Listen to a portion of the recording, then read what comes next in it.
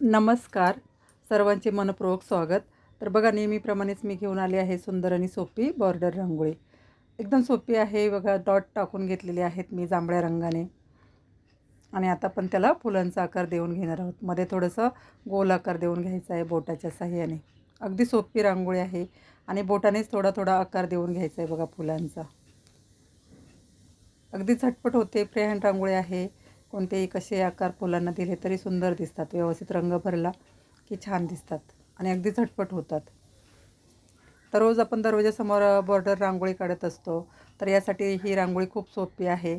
आता इथे मी 5 फुलांची फुलंच काढलेली आहे. तर ही मालिका तुम्ही तुमचं जसं उंबऱ्याचं अंतर आहे ना, त्याप्रमाणे अगदी पुढे वाढवू शकता. आता ह्या फुलांच्या बाजूने आपण स्वस्तिक काढलं तरी पण छान दिसेल आणखी. तर आता बघा, मी फुलांमध्ये रंग भरून घेतलेला आहे. आता थोडंसं काडीच्या मदतीने आपण त्याला एक आकार देऊन घेणार आहोत. जे पाकळ्या आहेत ना, मग ते थोडंसं बघा, पाकळ्यांना मी आकार देऊन घेतलेला आहे काडीच्या मदतीने.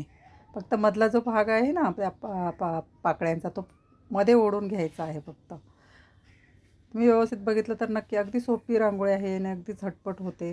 तुम्हाला नक्कीच ही रांगोळी काढता येईल. आता ही पूर्ण रांगोळी तुम्ही सफेद रंगाने काढली तरी खूप छान दिसते आणि अगदी झटपट होते. सफेद रंगाने काढून मध्ये लाल डॉट दिले तरी पण खूप छान दिसते ही रांगोळी. आता आपण मध्ये पानंसुद्धा काढणार आहोत. तर मी पोपटी रंगाने रंग टाकलेला आहे पानांसाठी. आता पानं काढण्याची पद्धत पण खूप सोपी आहे बघा. डॉट काढून चमच्याच्या साहाय्याने थोडासा चपटा आकार देऊन घेतला बाटलीच्या झाकणाने आणि त्याला पानाचा आकार दिला काडीच्या साहाय्याने.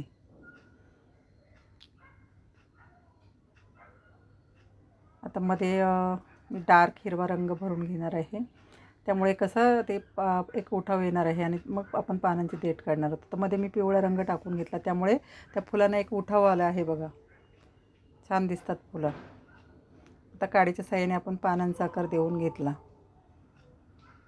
अगदी झटपट होणारी ही रांगोळी आहे.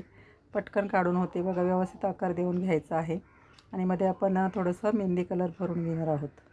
डार्क हिरवा रंग असतो तसा, किंवा मेहंदी कलर भरला तरी छान दिसते. आणि पुन्हा पानांची देठ आपण पोपटी कलरने काढणार आहोत. प्रत्येक फूल आणि पानं असं ही रांगोळी आहे.